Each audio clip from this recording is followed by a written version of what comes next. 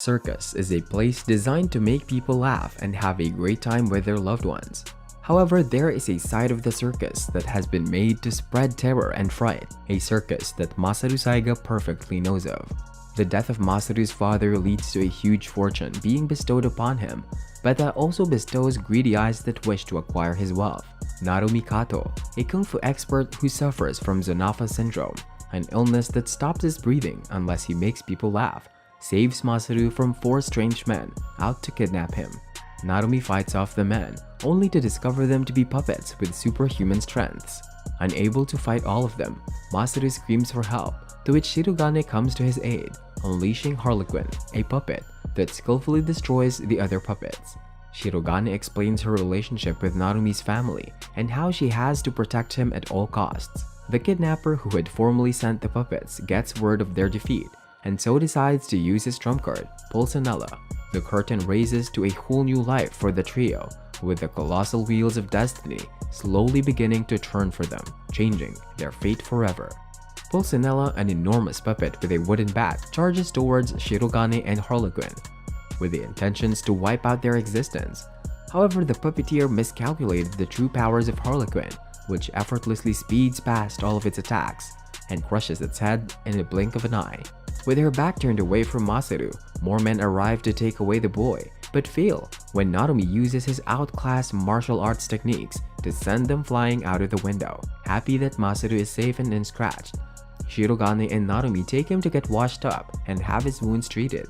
Narumi asks the reason why they were chasing him, to which he tells about his past. How after his mother's death 3 years ago, Masaru was taken in by his father into the Saiga family, but alas, after his father's death, now relatives are hungry for a vast fortune. Tears start swelling up in his eyes.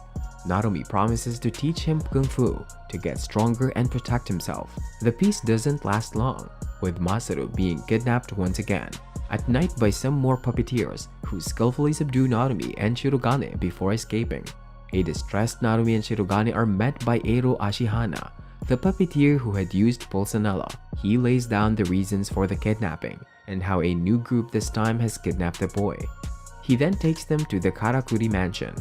Masaru wakes up in a lavishly made bed and sees a man with a menacing smile standing next to him.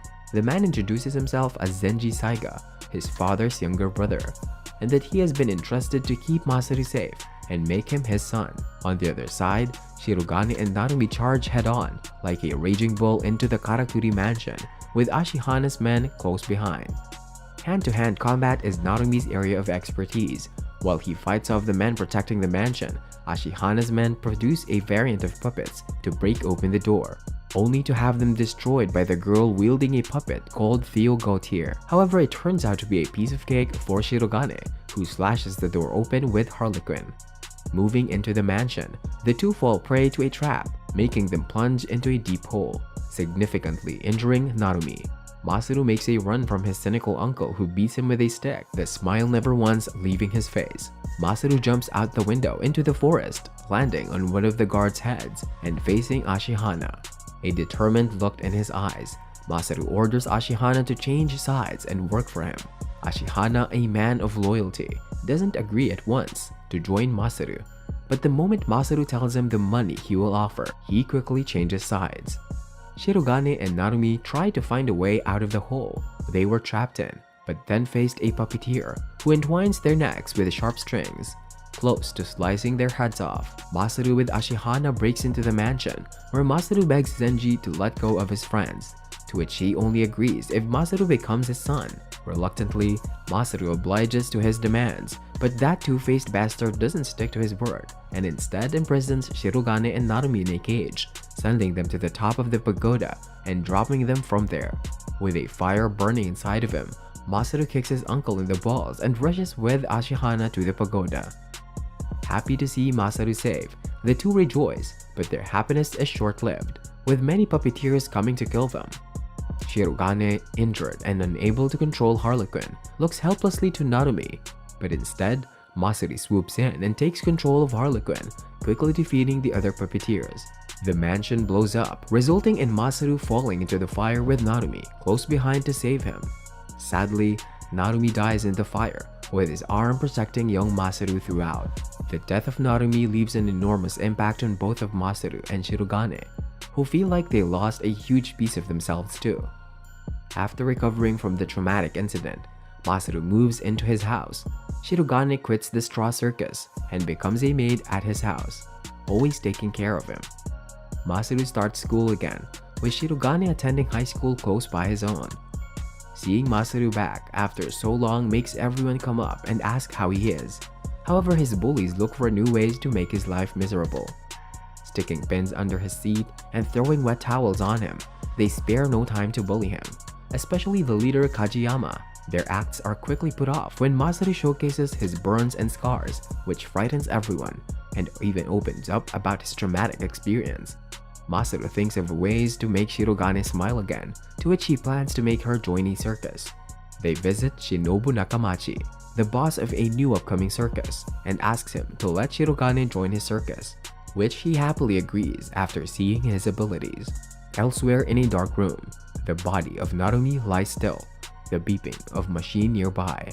Narumi wakes up from a deep slumber and gets introduced to Guy Christopher, the man who brought him to a hospital in Illinois, USA and saved his life. With no memories of who he is and how he lost his arm, Narumi looks to the guy for answers. From the corner of his eye, Narumi spots a young boy whom he follows to a room filled with many more children who, like him, also possess the Zonafa disease. Slowly, the guy unravels the truth behind the hospital, which in actuality is Zonafa treatment facility, and how Narumi will help them find the automata that is spreading the disease with the help of the Midnight Circus. Guy further explains the only cure for Zonafa was aquavitae medicine, but it was all used to bring Narumi back to life, and now he must assist them for the sake of the future. Pullman and Anselmus make their way to raid the hospital and kill all the children with the help of the automata. Understanding the importance of the situation, Narumi prepares himself to fight them. A master in karate and now a Shirogane, a fighting machine that can heal itself, Narumi breaks all the automata puppets, leaving only Pullman and Anselmus. They both turn out to be puppets with unique fighting abilities. Trying their best to tear Narumi up, they fail to notice that he is now not an ordinary human. Narumi flies like a butterfly but stings like a bee, with him shredding the two puppets into tiny pieces, saving the children from their horrible clutches. Narumi joins forces with Guy, believing in his capabilities to create a cure for the children. He proceeds to journey forward and find the Midnight Circus, putting an end to their treacherous plan. Shirogane and Masaru both join in the Nakamachi Circus and start to make a living. On their path toward creating a great circus, Masaru gets targeted by an assassin named Vilma, who was paid by Masaru's uncle to kill him. Shirogane comes to his rescue, almost killing herself in the process, but they manage to knock out Vilma. Masuri's big heart persuades Shirogane from not killing Vilma, since she had also lost her brother in the past through the Zonafa disease, and instead lets her join the circus as a knife thrower. The Nakamachi Circus make preparations for their first show in Shanghai. During the same time, Narumi and Guy are on a plane, flying towards Shanghai also. Shirogane takes time to understand everyone in the circus, especially Vilma, who is warmed up to Shirogane, and starts asking her if she ever fell in love, which makes her remember Narumi. Elsewhere, Guy and Narumi get attacked by a bunch of automatas who have come to avenge the automatas that they had killed in the hospital. Narumi fights them off one by one, each with a special ability up their sleeve.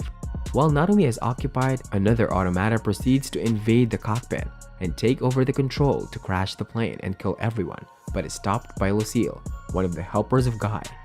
They manage to kill all the automatas in the plane, but are faced with more peril as thousands of flying puppets make way to destroy the engines. Guy takes charge to kill all of them, consequently disappearing into the horizon with them. They manage to emergency land the plane, almost crashing into the circus. The passengers rush out in fright, and Shirogane with Masuri also help until they see the silhouette of the one man they both thought had left the world, the one and only Narumi. Shirogane and Masuri, with a shine on their face, believe that they saw Narumi, but sadly he disappeared without meeting them, making them imagine he is in actuality dead. The two rescue and help the victims of the plane crash, where Shirogane also luckily finds her childhood teacher, Guy. badly injured and unconscious. She helps the guy recover back to full health. Masaru starts to assume that Shirogane doesn't love him anymore, to which she dispels his assumptions with a heartfelt embrace, reassuring him that she will always be there for him. Naomi travels deep in the mountains of China with Mingxia, daughter of his master, who has also contracted the disease and is in search of the elixir of life. They find the master, who tells about where the disease had originated. 200 years in the past, two brothers, Yin and Jin, wanted to give life to puppets. They had traveled to the city of alchemy, praying to learn. There, during their research, both of the brothers fell in love with a young girl named Francine, whose sole purpose in life was to help the poor and old.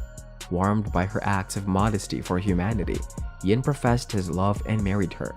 The happy news was met with an ill heart by Jin, who began to contemplate the worst ending for his own brother. What was supposed to be the start of a happy marriage turned into the most horrible one instead. Jin kidnapped and eloped with Francine, leaving his heartbroken brother to look for his wife for 8 years. Yin finally tracked the whereabouts of his brother in Quiberon, where he had spent his time trying to find a cure that could cure Francine from a horrible disease. Yin found Francine locked away in a dungeon. Upon meeting her, his eyes fell up with tears, and they both held each other together. Yin proceeded to create a cure for Francine, which was a soft stone. But alas, he was too late. Francine died when the dungeon caught fire. Yin left the town and traveled far away, while Jin lost his sanity and created puppets that breathed life using the aqua vitae. Their conversation is cut short when one of the oldest automata enters to drink the water of life and tells about the purpose of automata. After the death of Francine, Jin had made a puppet to look like her and some more automatas to worship and make her laugh.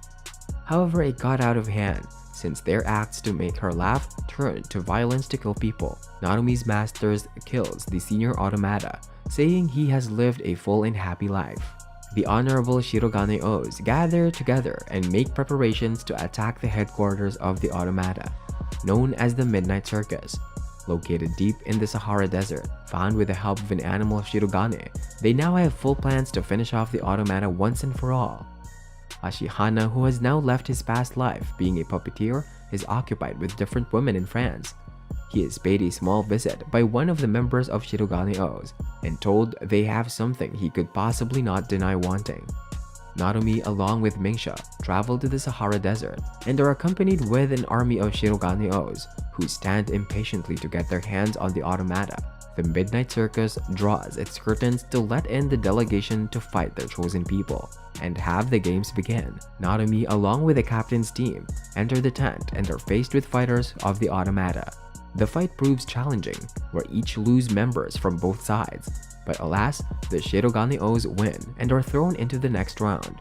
In the next round, they are to choose between two doors, one which will lead them directly to their leader Francine. The 8 members break into a group of 4 to enter the 2 different doors, completing the challenges that come their way. Naomi enters with the leader of Shirogane-os, named Faceless, who pretty much shows no emotions whenever a team member dies. Once they enter, the automata challenges them to fight each other, with only 2 remaining members to proceed further to meet Francine. Knowing it is a trap, they disobey the rules and fight the automatic clowns that come their way. Faceless succeeds in stopping the most dangerous clown, but loses his life in the process. Naomi loses a lot of blood, but still manages to regroup with the others and enter the final round. They now face the 4 oldest automata, Les Quatre Pioneers, and have to win if they wish to fight the queen of all automatas. And that's the end of part 1. Like, share and subscribe if you want to see part 2 ASAP. With the Shiroganes cornered by the elite automata, Francine calls for an epic battle. Naomi also wishes to fight, but is badly injured from the previous duel. Now an intense session breaks out between the Shiroganes and Francine's assassins.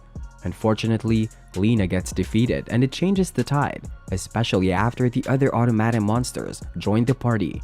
The chips are down, but then Lucille arrives with her team and uses a doll of her daughter, Angelina, as a Francine puppet, and it subjugates the villains. Using this opportunity, the others take Naomi away and try to revive him. Lucille humiliates Dottore by making fun of his fixation on Francine. She eventually provokes him, enough for him to break his spell and slash her. but it also results in his own demise. Mingxia rushes to Lucille and begs her to fight for her life, but she passes away after becoming a crystal. Her spirit meets Narumi for a bit before she crosses over. Meanwhile, the evil automata resume their attack, so Tor sacrifices himself to destroy them all with an explosion. Now, Tim Bavati tries to reach Francine, but Columbine gets in their way. She is too overpowered for his snake Mamba, so he sacrifices himself to defeat her with a finisher move. Everyone's hopes lie with Narumi, as even the doctor starts to crystallize, but he puts in all of his remaining energy to complete the surgery. Meanwhile, the elite automata destroy Angelina after a brief struggle and resume their dominance. With no other option, Fatima gives Narumi a farewell kiss and does her best to distract the assassins. However, she is overpowered quite easily and defeated. Luckily, Narumi awakens in his ultra power form and saves her with his new body. He uses his combat skills to break through Pantalone with ease, but Fatima also gets petrified and turns into a crystal. Now Arlequin unleashes his flames on Narumi, but it's ineffective, and he gets brushed away. Narumi reaches Francine and is about to destroy her, but then she reveals that she is actually a doll made by the real Lady Francine. A flashback shows us how the doll was instructed by Francine to rule in her stead, so that the puppets could be under her control. Realizing that he cannot destroy the Zonifa virus without the real Francine, Narumi angrily destroys the doll. He eventually gets blinded by his rage and even attacks Eleanor later on, thinking of her to be a Francine doll. Eleanor tries her best to prove she's human, but Narumi states that a survivor from Cloak Village told him how she became a Shirogane by using Aqua Vitae when she was young. Narumi demands her to reveal the cure to Zonifa, but she can only offer her life to him. Luckily, he remembers their time together and walks away before hurting her any further. Now we see Masaru's life back to when he had lost his mother. He was taken in by his father Sadayoshi, but became close to his grandpa Shoji instead. Now Masaru reaches the Karakuri mansion, which is completely demolished. He meets the caretaker who immediately takes him to his cabin about learning his identity. Here Masaru is given a set of keys and a letter from Sadayoshi informing him that a memory transfer did not work and he has to go back to the room where it all started. Masaru reaches the location and is greeted by his dad's voice recording. He is shocked to learn that Sadayoshi is trying to be reborn through his body.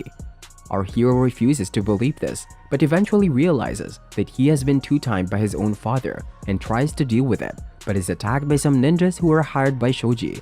Masaru rushes back inside, and a beast named Griffin tells him to activate one of the marionettes that have been left behind for him. The overpowered puppet easily defeats the ninjas, so they run away.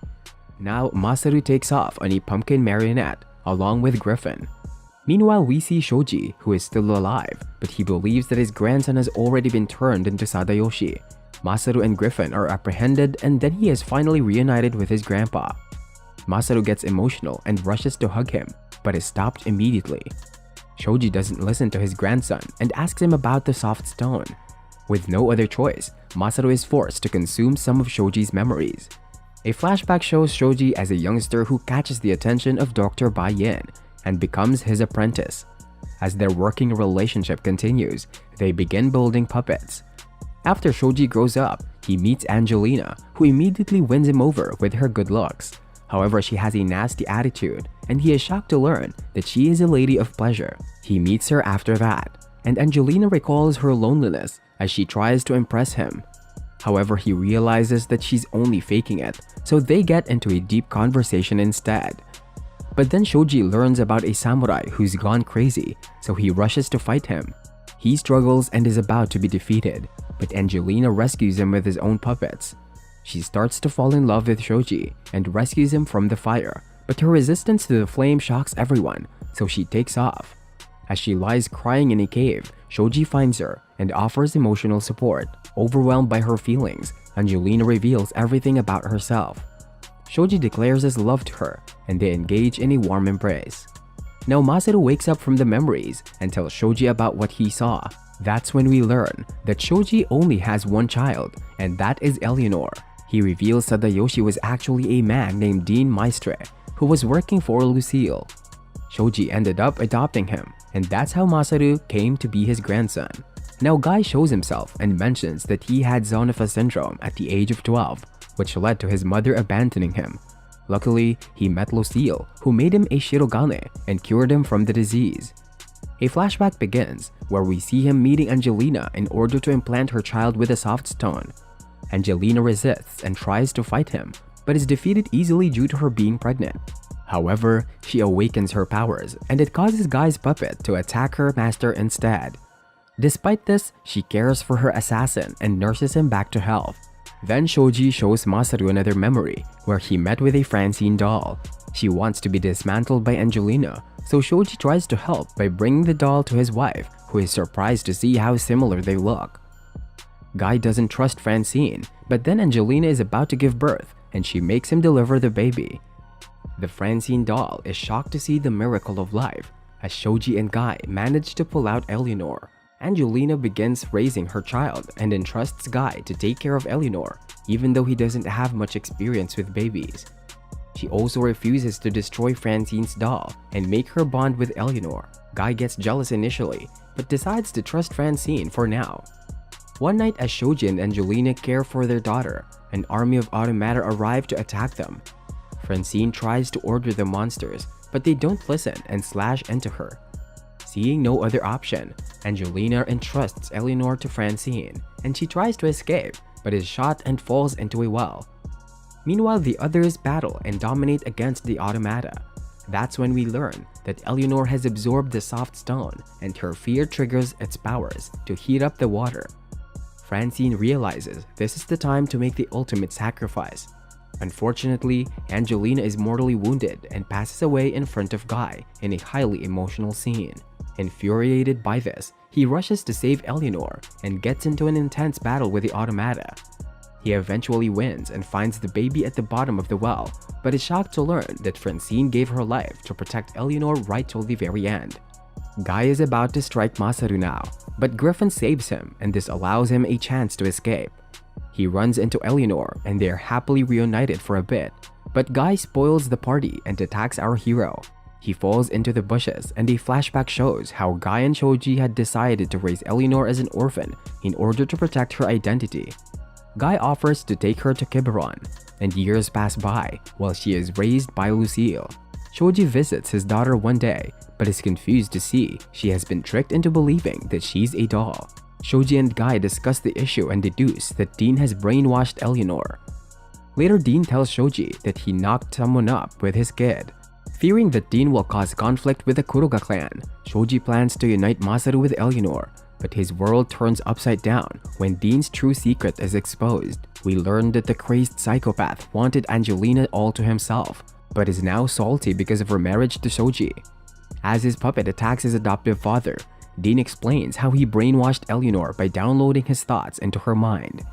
He wants to do the same with Masaru so that he can make Eleanor his eternal slave.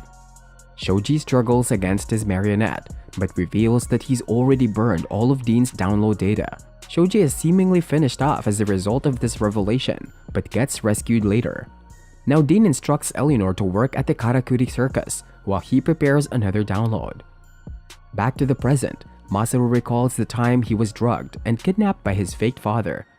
Luckily, Shoji arrives to save his grandchild just before the download is completed. Dean fights him fiercely, but the tragic duo seemingly drowns inside a truck filled with sulfuric acid.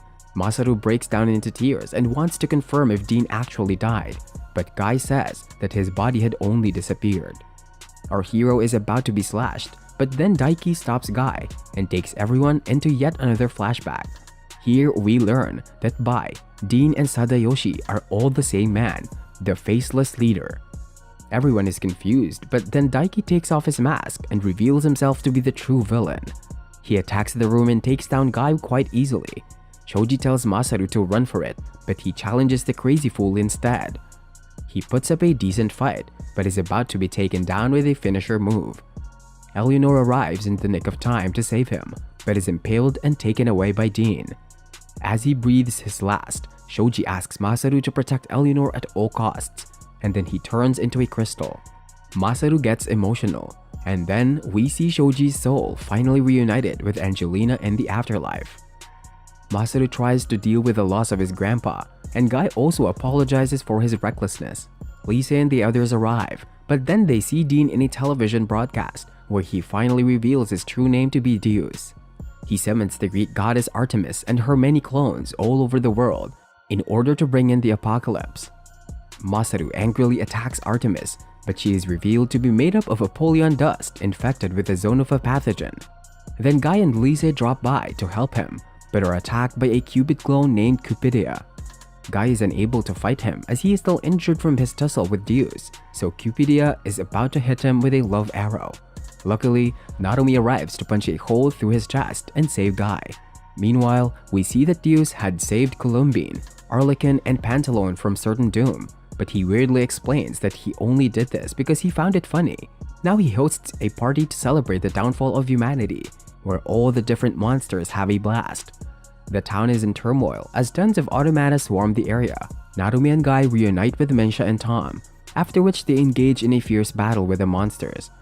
Mingsha runs into a house of corpses and is challenged by a gambler puppet named Jones who uses Tom as bait.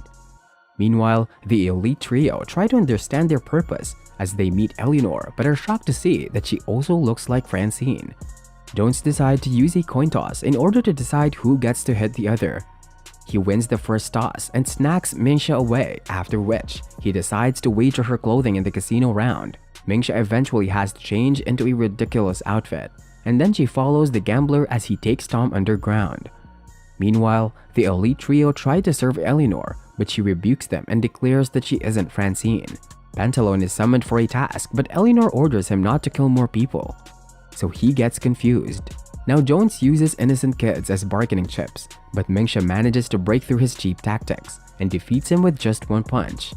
That's when Tom tells her about a machine named Harry that can cure the Zonafa disease. Narume joins them, while Ashihana and George come across Nurse Helen and some frightened children. They don't respond well to Ashihana's scary face, but George calms them down with a brilliant performance on the piano.